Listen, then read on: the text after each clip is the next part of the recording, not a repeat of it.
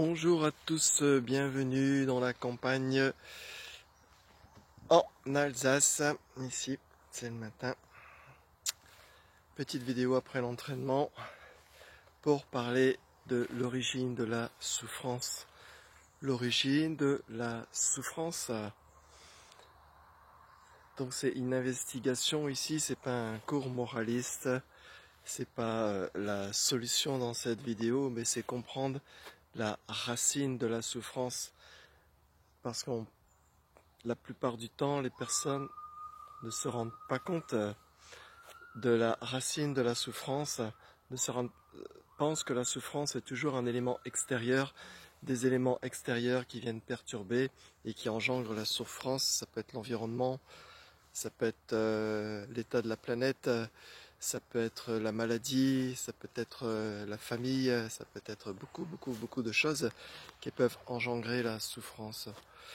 Donc il y a une souffrance physique qui peut arriver, bien sûr, une souffrance physique, des symptômes physiques liés au corps. Et puis il y a aussi surtout une souffrance psychologique, une souffrance mentale, une souffrance avec le petite voix, vous savez, là-haut qui bavarde tout le temps. Donc tout ça, c'est différentes sortes de souffrances. Donc il faut voir l'origine de la souffrance, qui engendre la souffrance et où se trouve le souffrant en fin de compte. Donc c'est ça l'investigation.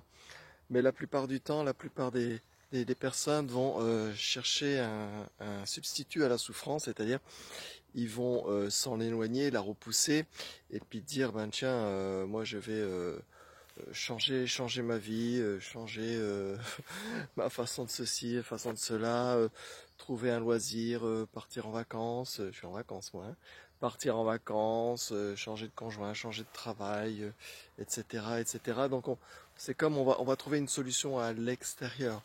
Ici, l'invitation, c'est de voir que tout est à l'intérieur de vous, que la racine de la souffrance n'est pas à l'extérieur, nulle part à l'extérieur, qu'elle est uniquement à l'intérieur de vous.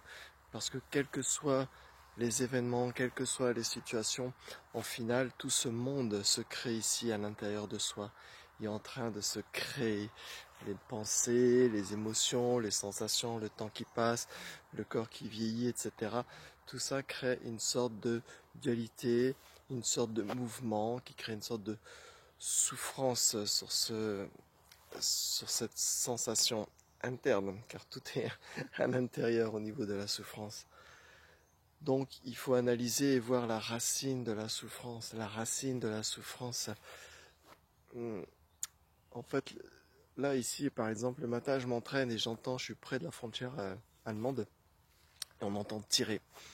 On entend les chasseurs, bam, bam, bam, bam, mais c'est pas un coup, ou deux coups tous les quarts d'heure, ça tire, le soir c'est pareil, on entend bam, bam, la nuit pareil, boum, boum, boum, boum, boum, le matin très tôt, et ça engendre de la souffrance, ça engendre de la souffrance pour le monde animal, dans la nature, ça crée des perturbations, déjà rien que le bruit, surtout pour la nuit, et donc tout ça crée des perturbations. Donc qu'est-ce qui incite, par exemple, à un chasseur de tirer comme ça, en loisir, qu'on ne parle pas de la régulation des espèces, parce que l'urbanisation, la surpopulation et la pollution, déjà, on est en train de bien,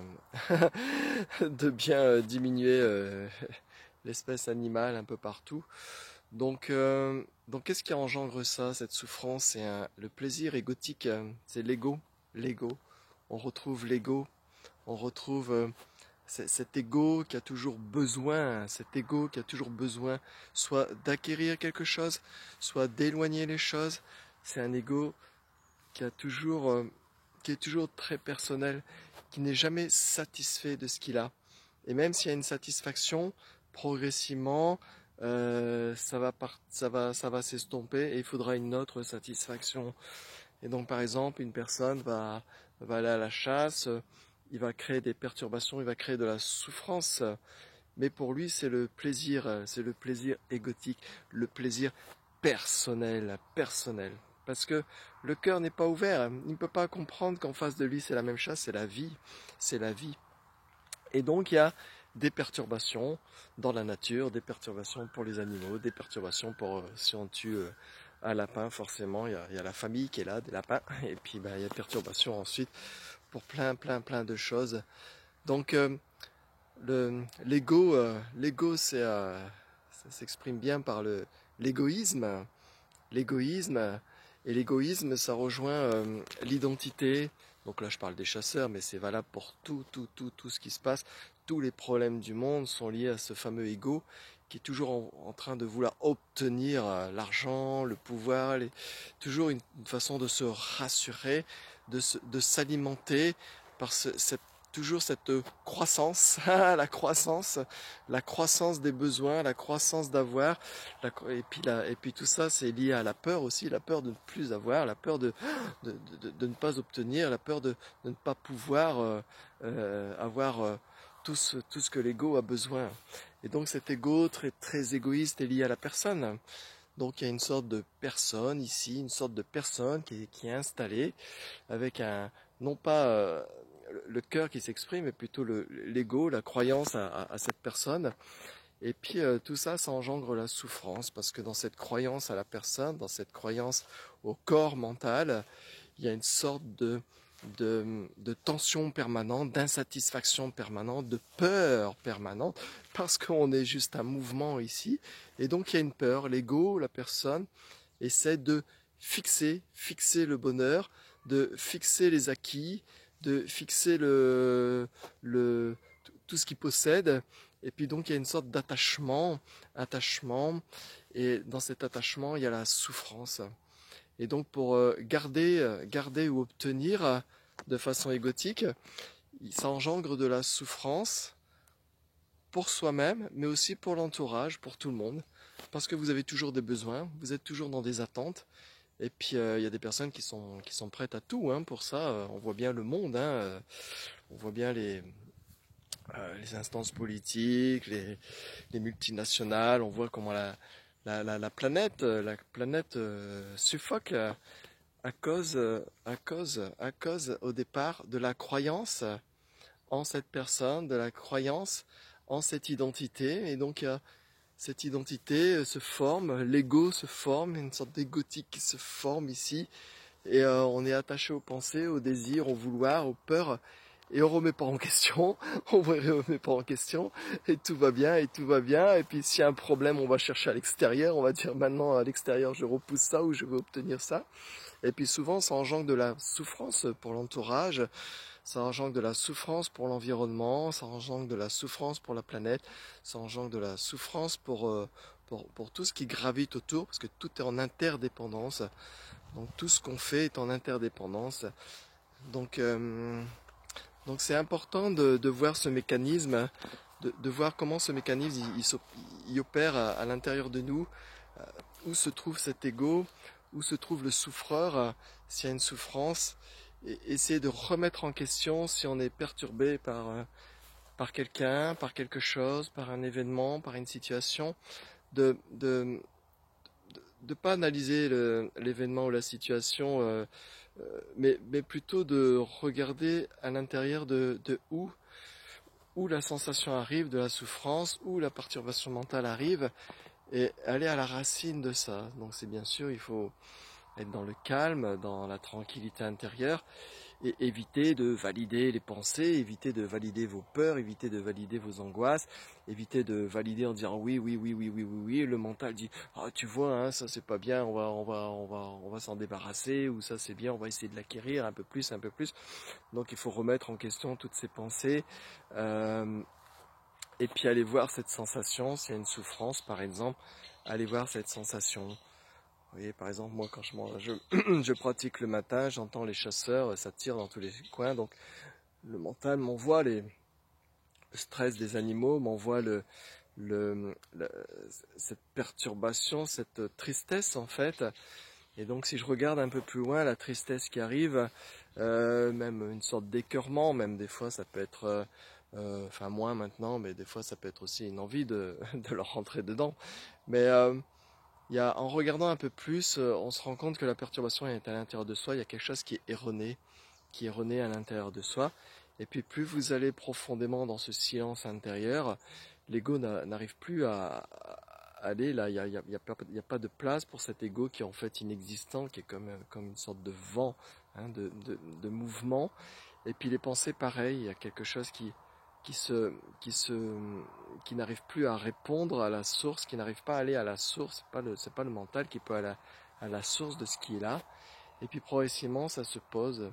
Donc vous restez à l'écoute s'il y a une souffrance ou une perturbation. Vous allez à la source de cette perturbation, regardez à l'intérieur ce monde intérieur qui n'existe qu'en vous-même, et puis commencez à investiguer dans le silence la racine. Si c'est une sensation c'est juste une sensation, on laisse la sensation être, et puis on continue à investiguer qui perçoit, où est le souffreur, qui est en train de souffrir, est-ce qu'il y a quelqu'un, une personne, une identité, où se trouve cet ego, où se trouve cette identité en fin de compte, qui suis-je, qui suis-je? Donc ça nous ramène à la voix du cœur.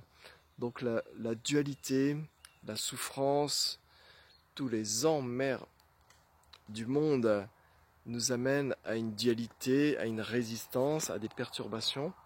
Et donc tout ça, ça nous amène à l'écoute intérieure. Cette écoute va s'exprimer dans le cœur.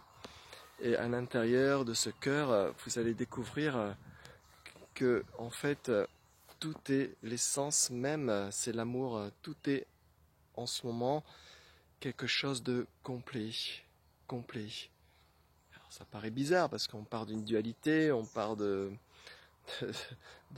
perturbateurs, de perturbations, de souffrances. Et en même temps, tout ça nous amène au cœur et nous amène à la voie de l'amour.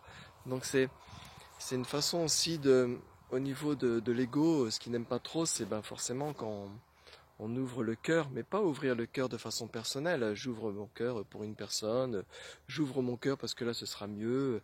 Non, non, c'est une ouverture qui est sans direction en fait, qui est sans objectif. Il n'y a pas d'objectif dans l'instant. Donc il y a cette ouverture. Donc c'est pour ça que dans le bouddhisme, on travaille la compassion, on travaille l'altruisme. C'est-à-dire que même dans la pratique, normalement, des arts internes, on doit progressivement s'effacer. On ne cherche pas de résultats personnels, on ne cherche pas à promouvoir c'est moi le plus fort, etc. Il y a quelque chose qui doit se poser, se calmer. On ne cherche pas de résultats. Et moins on cherche de résultats, et plus vous sentez que le résultat est là. Moins vous cherchez de résultats, moins il y a des directions, et plus vous sentez que vous êtes là. Mais pas là en tant qu'ego, corps, mental, mais vous êtes là en tant que comme une sorte de pure lumière, pure lumière. Paradoxalement, ce corps c'est comme pure lumière, mais en même temps tout l'aspect physique, c'est comme de la poussière, hein, ça n'a pas d'existence propre. C'est déjà de la poussière ici. Hein. Il y a je ne sais plus quel maître qui disait vous vous inquiétez pour un corps qui n'est qu'un cadavre en fait, il n'a pas d'existence propre. Mais attention aux mots, attention aux interprétations. Hein. Il y a un grand respect pour le corps, parce que c'est pure lumière. Hein. Mais il faut enlever aussi l'attachement, le désir. Et derrière tout ça, la peur qui crée la dualité. Ça, c'est l'ego qui est accroché. Donc restez dans l'écoute intérieure, allez à la racine de vos perturbations.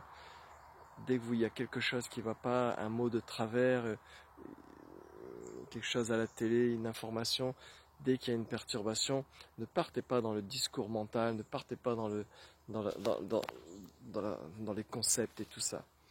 Voyez comment la perturbation est. Est-ce qu'elle a un propriétaire?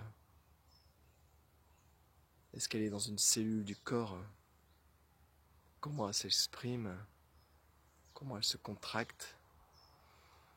Et si c'est une sensation, ne vous fixez pas dessus. Restez dans l'écoute de la sensation sans l'interpréter. Restez juste dans une écoute qui est sans objet. Voilà, c'était un peu la vidéo en presque en direct, puisque ça va être diffusé après quand j'aurai du réseau pour mettre sur YouTube. Et je voudrais vraiment que... Enfin, je voudrais... Il n'y a pas de je voudrais. Mais si chacun pouvait faire retourner le regard vers lui-même, c'est là la source du problème. Quoi qu'on fasse en politique, quoi qu'on fasse en réforme, quoi qu'on fasse en action extérieure, la racine, c'est l'humain et l'ego, c'est l'illusion, c'est ça la racine. On est dans une illusion complète, on est dans la croyance complète.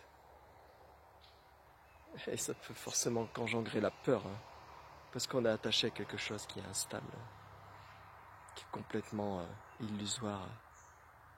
On ne peut pas s'accrocher, on ne peut rien tenir ici. Il n'y a que de la poussière ici, que de la poussière. Hein. Donc voyez qui vous êtes. Si vous êtes la poussière de tout ce mouvement maintenant, ou si vous êtes autre chose.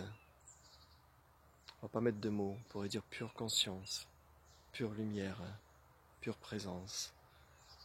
On enlève tout ça. C'est à vous d'expérimenter votre regard, le regard direct de ce qui est. Passez une belle journée, bye bye et à la prochaine.